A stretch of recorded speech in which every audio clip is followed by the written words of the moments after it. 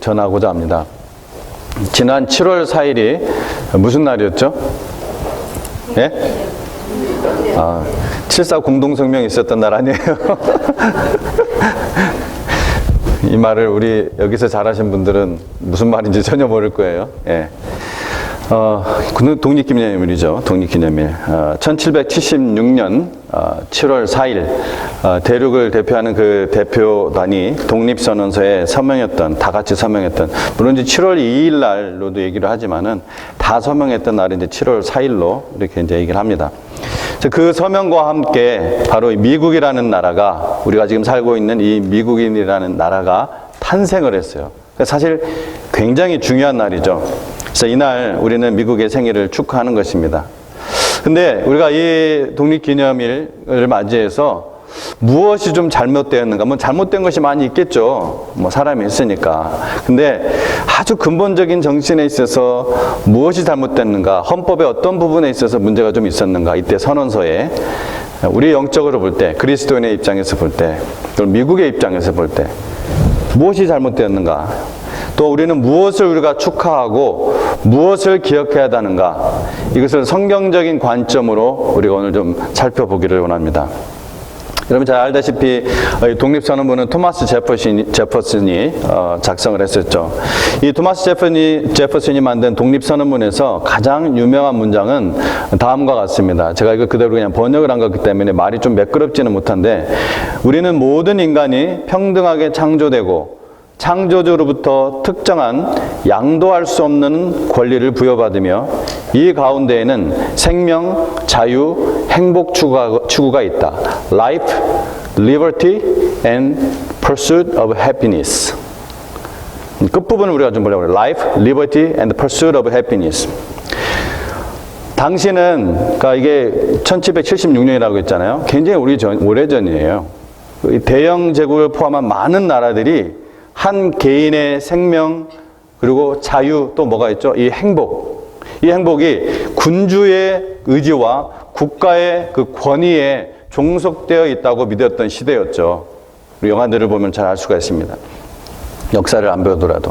그러한 시대에 이 토마스 제퍼슨은 Life, Liberty, and the Pursuit of Happiness, 이것이 합법적인 권리, 각 개인에게 있는 합법적인 권리라고 주장을 했습니다.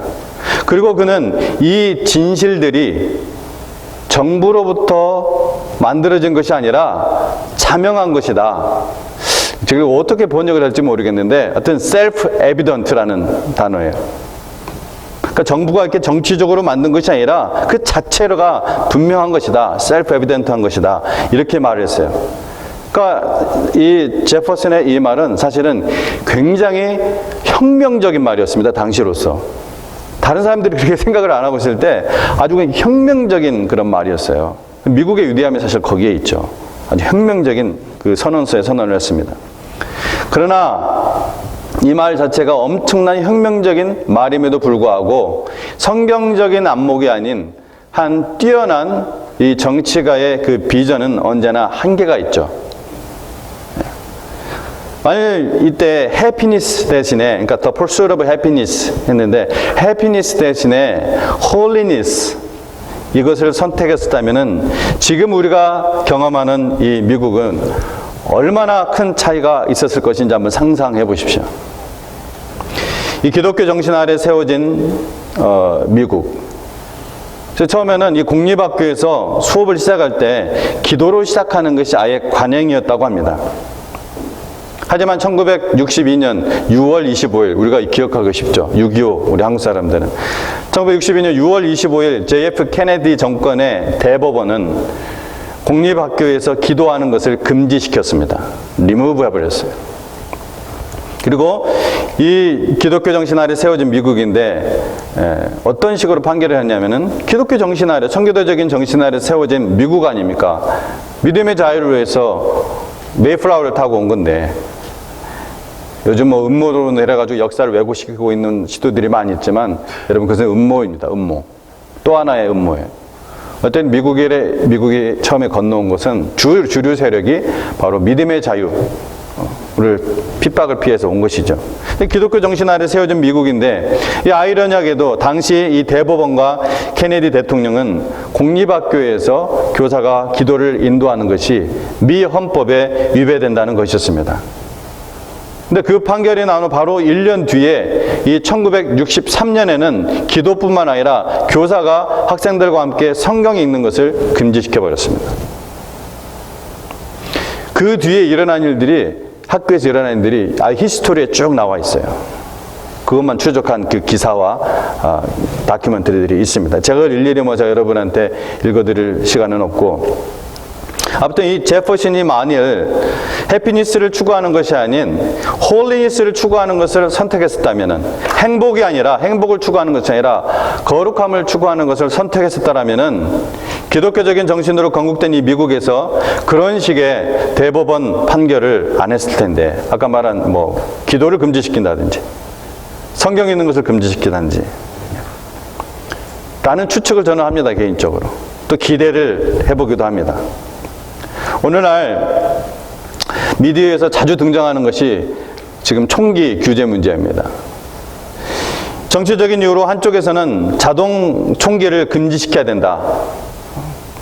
또 한쪽에서는 오히려 선생님이 학교에서 총을 지니고 다녀야 한다. 무장을 해야 된다. 이렇게 주장으로 서로 아주 극렬하게 대치를 하고 있죠. 해결을 못 보고 있습니다. 저는 그런 모습들이 얼마나 어리석게 보이는지 모릅니다. 정말 바보 같습니다. 이런 말 하면 그렇지만. 총기를 금지한다고, 혹은 선생님을 무장시킨다고 학교가 안전해진다고요? 왜 이럽니까? 진실을 외면하는 것입니다.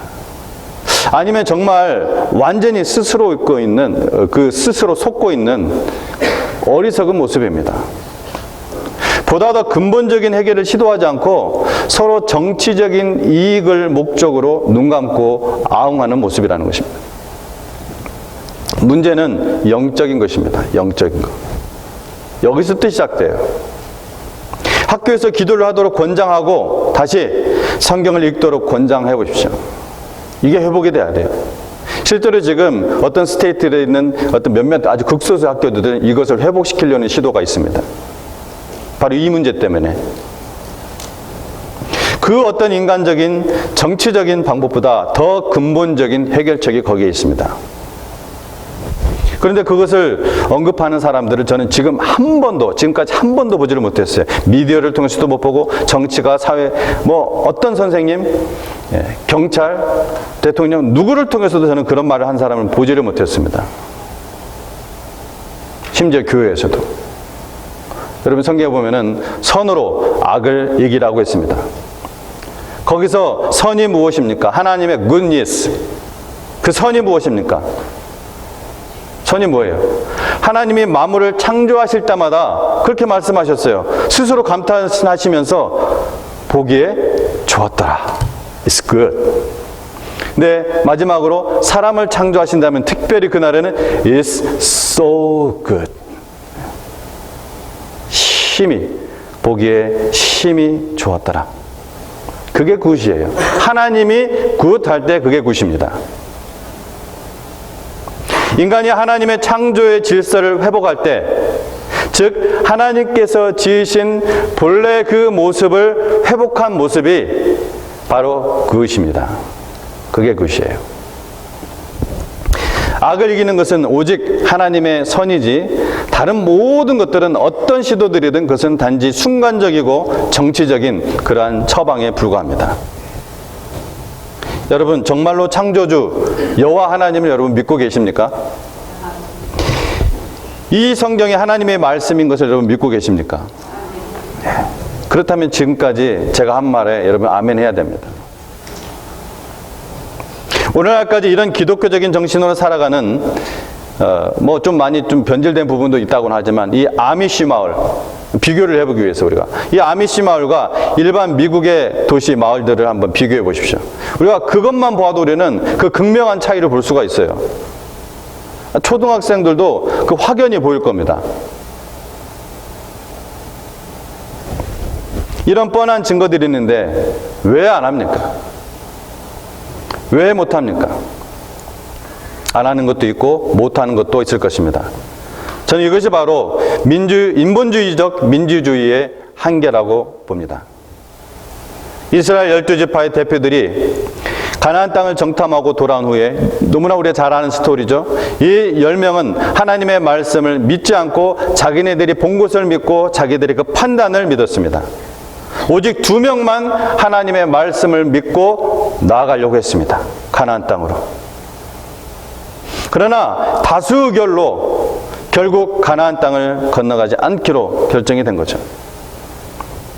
그것이 바로 하나님 없는 인본주의적 민주주의의 치명적인 마귀적인 한계입니다. 결국 그들은 그들의 계산과 믿음대로 한 명도 가나안 땅을 밟지 못하고 광야에서 40년 동안 뺑뺑이 돌다가 그들의 뼈가 어디 있는지도 모르게 다 묻혀버리고 그 사막에서 오직 그 2사람만 건너갔죠. 오직 그 2사람 1세대에서는 하나님의 말씀을 믿고 순종하며 담대히 나가려고 했던 누굽니까? 여호수아와 갈렙. 그리고 그 당시에 책임 연령이 아니었던 그 2세대, 이들만 믿음으로 그 가나안 땅을 들어갈 수가 있었던 것입니다. 그것이 이 세상의 다수결 민주주의의 원칙이고 인간이 주체가 되는 인본주의적 민주주의의 한계입니다. 미국이 분명히 민주주의지만은 이 민주주의도 여러분 역사를 보면 결국은 성경에서 나온 겁니다. 그 정신이. 근데 지금 하나님 없이 인본주의적인 민주주의, 다수결적, 다다익선, 이게 한계라는 거예요. 10대 2예요. 10대 2. 근데 10이 옳았습니까? 2가 옳았습니까? 2가 옳았죠.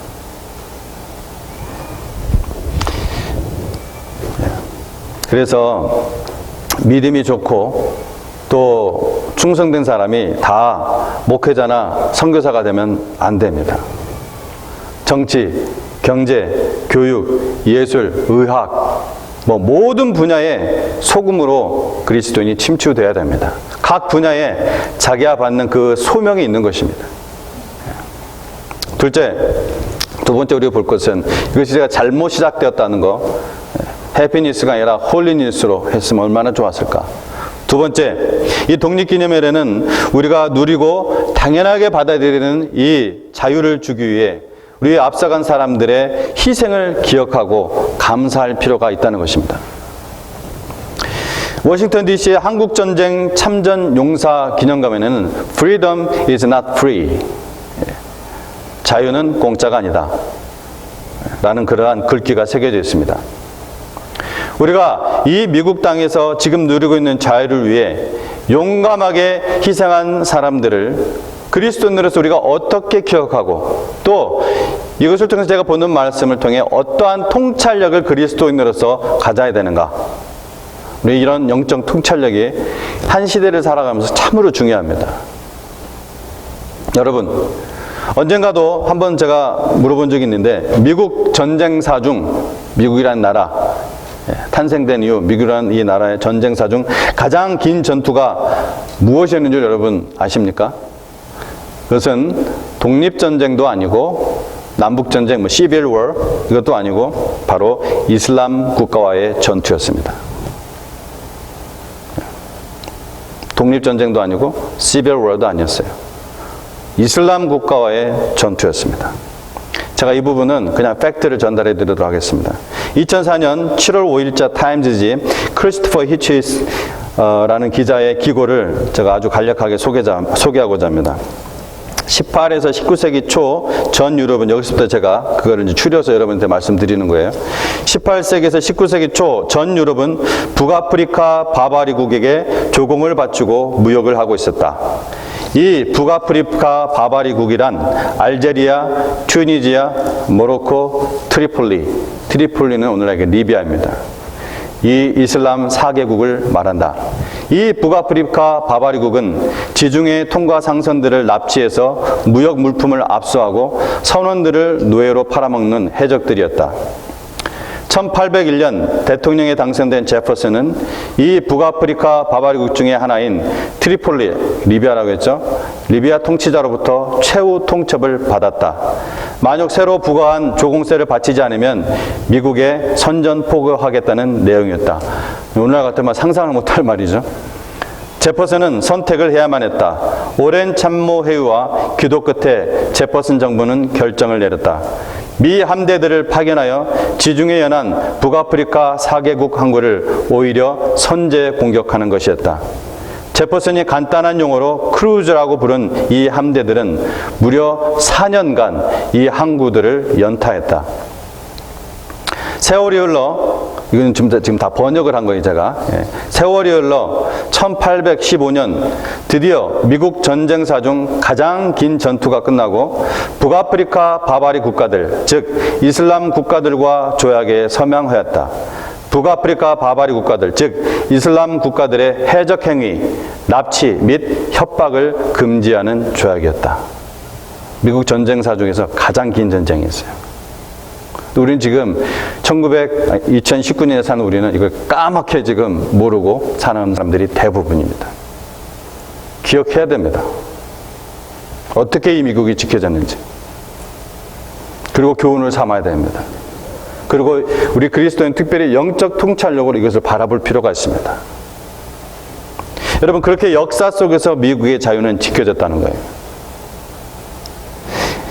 이슬람의 바이블인 이 꾸란의 가르침을 보면은 선지자, 즉 모하멧을 추종하는 자들과 또 선지자를 대적하는 자들, 이 둘로 전 인류를 나눕니다.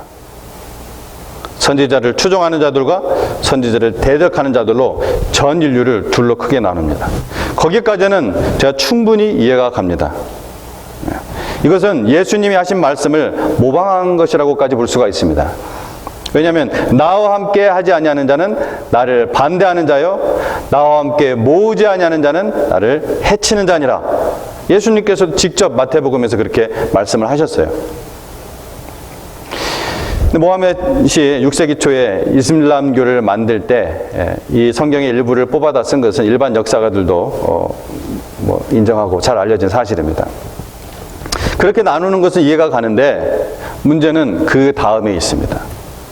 그 다음, 불신자의 집은 전쟁의 집으로 구별하는 거예요. 전쟁의 집. 자, 이게 무슨 말이냐?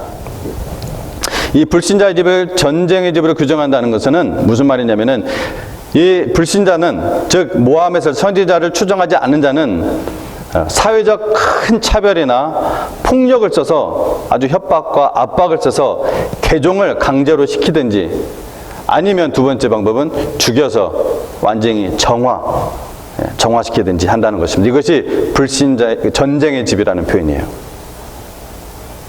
이것이 그들의 교리입니다. 그래서 여러분, 이슬람 하면은 한 사람 한 사람의 문제가 아니라 그 오소독스의 문제예요. 그 교리의 문제입니다. 영적인 문제예요. 2018년 5월에 고령으로 돌아가신 버나드 루이스라는 분이 있습니다. 이 버나드 루이스는 프린스턴 대학과 코넬 대학에서 근동 및 중동의 역사와 사상을 가르친 아주 굉장한 교수였습니다. 책들이 많아요. 저도 그 중에 한 책을 가지고 있습니다. 아쉽게도 이렇게 한국어로 번역된 책은 없는 것 같아요, 아직은. 번역된 책이 저도 좀 편해서 찾아보려고 했는데 없더라고요. 특히 이 이슬람에 있어서는 이슬람 학자들도 인정하는 최고 전문가입니다. 다른 사람들이 인정 안 해요. 근데 버나드 루이스는 인정을 합니다. 그만큼 이슬람에 대해서 잘 알아요.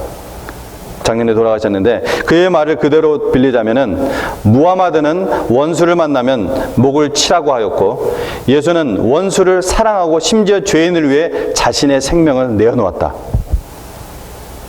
여러분, 버나드 루이스가 크리스찬일까요? 크리스찬이 아닐까요? 알쏭달쏭하죠. 크리스찬이 아닙니다. 이 사람은 크리스찬이 아니에요. 이 사람은 단지 오랫동안 비교 종교학을 연구한 전문가예요. 그 결과로 나온 자기의 그냥 표현입니다. 그 극명한 차이를 얘기해 주는 거예요. 성경은 이슬람에 대해서 어떻게 기록하고 있는가? 놀라운 것은 성경 여러 곳에서 그들의 행적을 예언적으로 기록하고 있다는 사실입니다. 자, 오늘은 딱 4곳만 살펴보겠습니다.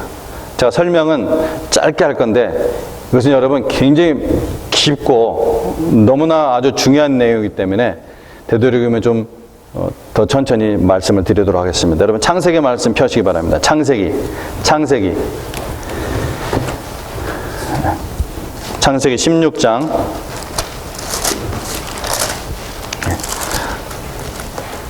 8절부터 14절까지 제가 읽도록 하겠습니다. 창세기 16장 8절에서 14절까지 말씀을 제가 읽으면서 설명하도록 하겠습니다. 이르되 사레의 여종 하가라, 내가 어디서 왔으며 어디로 가느냐? 그가 이르되 나는 내 여주인 사레를 피하여 도망하나이다. 여호와의 사자가 그에게 이르되 내 여주인에게로 돌아가서 그 수하에 복종하라. 여호와의 사자가 또 그에게 이르되 내가 내 씨를 크게 번성하여 그 수가 많아 셀 수 없게 하리라. 여호와의 사자가 또 그에게 이르되 내가 임신하였은즉 아들을 낳으리니 그 이름을 이스마엘이라 하라. 이는 여호와께서 내 고통을 들으셨음이니라. 그가 사람 중에 들나귀 같이 되리니 그의 손이 모든 사람을 치겠고 모든 사람의 손이 그를 칠지며 그가 모든 형제와 대항해서 살리라 하니라. 이 부분은 마지막 12절은 번역이 수정이 잘 됐어요. 아주 옛날 개혁성경 가진 분들은 지금 번역이 잘못된 번역을 갖고 있습니다. 그래서 맞은편에 살리라, 뭐 동편에 살리라 이런 식으로 번역이 된 건 아니고요. 이번에 개혁에서 잘 바꿔서 수정해서 나왔습니다. 대항해서 살리라입니다. 정확한 번역. 자, 잠깐 말씀을 좀 정리하도록 하겠습니다. 자기의 아내 이 사레가 요구한 대로 아브라함은 그녀의 몸종, 그러니까 사레의 몸종 하갈을 통해서 아기를 이제 갖게 되죠. 임신을 하게 되죠, 하갈이. 그런데 임신한 것을 자기가 안 이 하갈이 자기의 여주인인 사레를 감히 업신여기고 아주 괄시를 하고 아주 건방지게 구는 거예요. 자기 임신했으니까 자기 여주인은 임신도 못하고. 만삭이던 이 하갈을 이 사레가 메마른 그 광야로 내쫓아버립니다. 뭐예요? 나가 죽으라는 거예요. 지금 만삭이 됐는데 사막으로 내쫓아버리면 뭐하라는 얘기예요? 나가 굶어 죽으라는 거예요. 목말라 죽으라. 하나님께서 이 하갈을 불쌍히 여기셔서 만나주시고 아들을 낳게 될 것을 약속해 주시면서 그 이름을 뭐라고 했다고요? 이스마엘이라고 짓게 합니다. 그런데 여러분 한 가지 조건이 있습니다. 이런 복을 주시면서 자손의 복도 주시고 이스마엘의 이름도 친히 지어주시고 그에게 살 길을 열어주셨는데 주인 사레에게 뭐라고 했냐면 네 여주인 수하에서 복종하라고 합니다. 네 여주인 사라에서 복종하라. 그리고 그때부터 그곳 이름을 브엘 라헬 로이라고 짓습니다. 뭐라고요? 이 이름이 또 중요해요. 브엘 라헬 로이. 오늘날 이슬람의 종족인 이 아랍족들의 조상이 바로 이스마엘이죠. 4,000년 전에 있었던 이 예언의 정확성을 보십시오. 그의 손이 뭐라고 했어요? 모든 사람을 치겠고 모든 사람의 손이 그를 칠지며 그가 모든 형제와 대항해서 살리라. 오늘날 아랍족의 모습입니다. 자기네들끼리도 싸우고 사우디하고 이란하고 이 슈아파하고 수니파하고 막 싸우죠. 자기네끼리도 싸우고 또 모든 세계 나라들과도 싸우고. 오늘 아랍 국가들의 모습을 정확하게 예언해주고 있습니다. 4,000년 전의 말씀입니다. 창세기 22장 17절 보도록 하겠습니다. 따라오십시오. 잘 따라오십시오. 창세기 22장 17절. 이건 한번 같이 읽어보도록 하겠습니다. 찾으신 분은 읽습니다. 시작. 내가 내게 큰 복을 주고 내 씨가 크게 번성하여 하늘의 별과 같고 바닷가의 모래와 같게 하리니 내 씨가 그 대적의 성문을 차지하리라. 자, 이 말은 누구에게 하신 말씀일까요? 바로 아브라함에게 하신 말씀입니다. 아브라함. 언제 이 약속을 해주셨어요? 아브라함이 아들 이삭을 바치라는 하나님의 그 말씀에 순종한 다음에 주신 하나님이 축복이에요. 그런데 뭐라고 했냐면은 내 씨가 그 무엇을 차지하리라? 대적의 성문을 차지하리라. 내 씨가 그 대적의 성문을 차지하리라. 아주 묘한 말씀을 하십니다. 이 예언적인 약속은 결론부터 얘기하면 바로 메시아 예수에 대한 예언입니다. 이 아브라함의 혈통을 통해 온 이 메시아가 대적의 성문, 원수 사탄을 물리치고 영적 사망에 포로된 자들에게 구원을 가져다 줄 것임을 예언해 주는 말씀이에요. 자, 창세기 25장 11절 말씀을 보도록 하겠습니다. 창세기 25장 11절.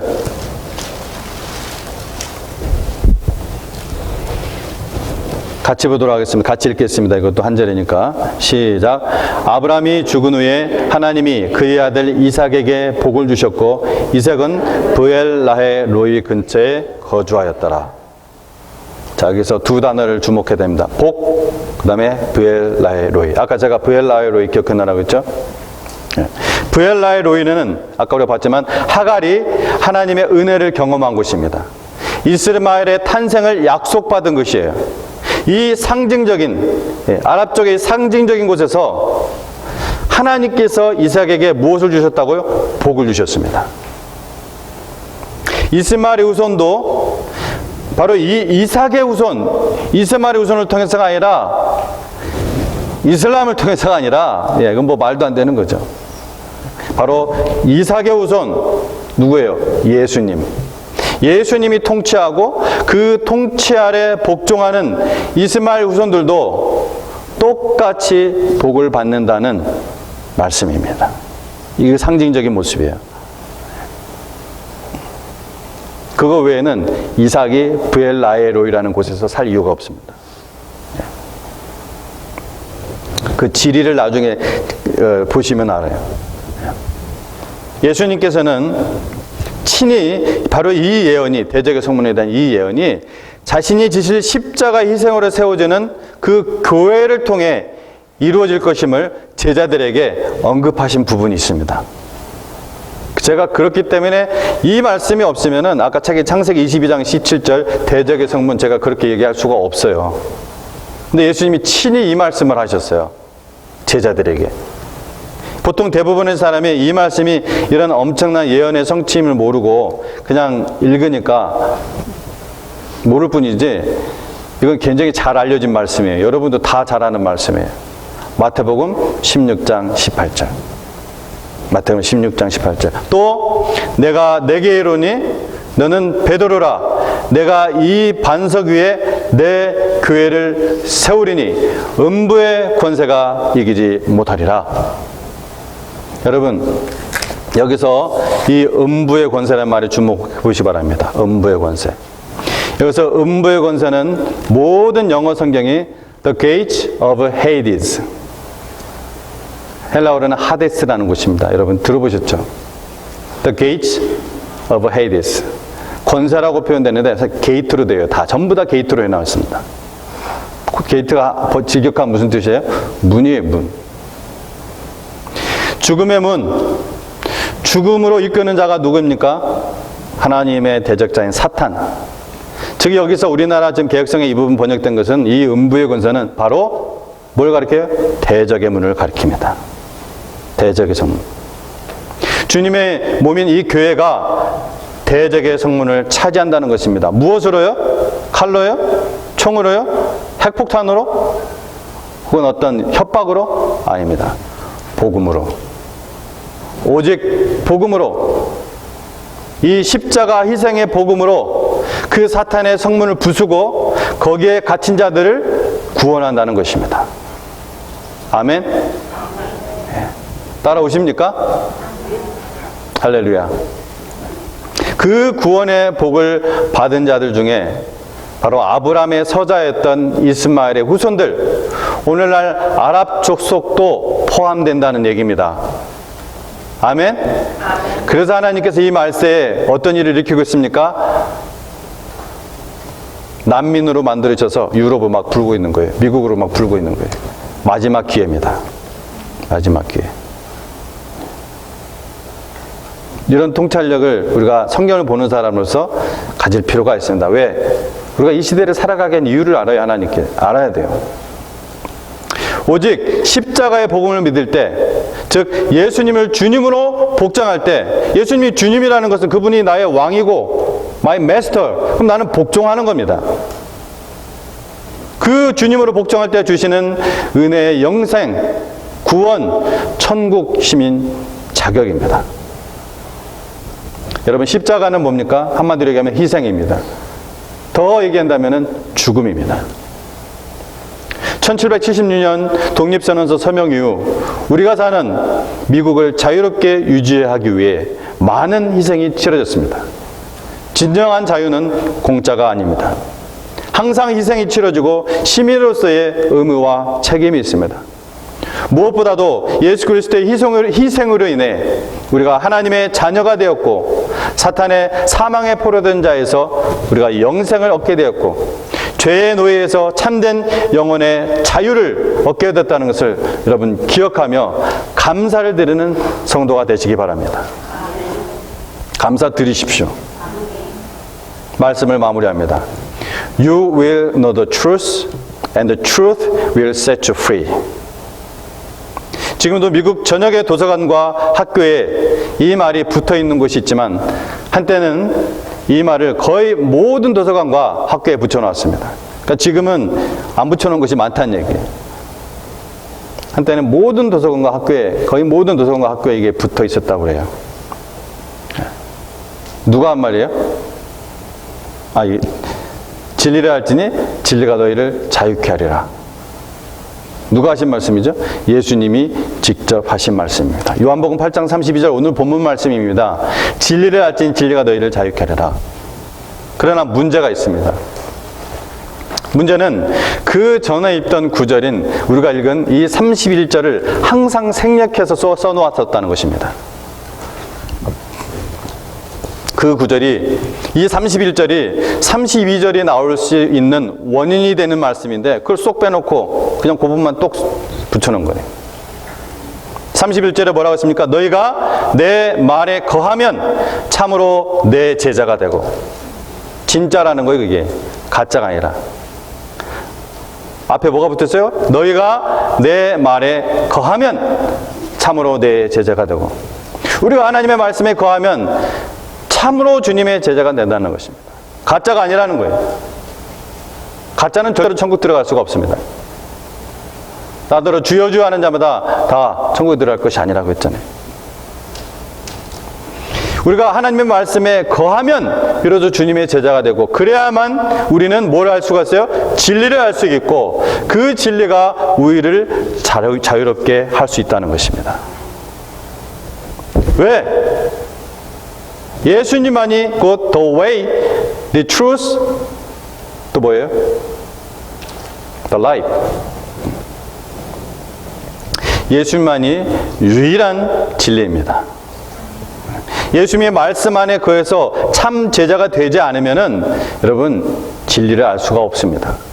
생각해 보세요. 예수님이 진리라고 했는데, 예수님의 the truth, 사실은 the truth라고 했죠. 발음하고는 상관없이.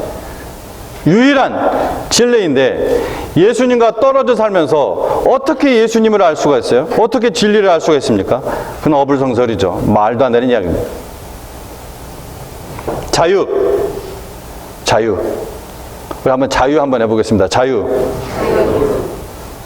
뺏어 볼까요, 제가? 뺏을 자격도 없고 능력도 없지만 얼마나 소중한지 모릅니다. 특히 예수님이 주시는 이 영혼의 자유를 그 어느 것과 비교할 수가 있습니까?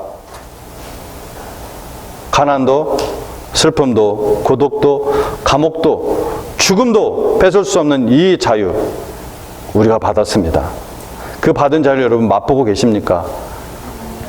경험하기 원하십니까? 그렇다면은 오직 예수님 안에 거하십시오. 예수님의 말씀 안에 거하십시오. 제자로서 그 예수님의 그 뜻과 명령을 복종하십시오.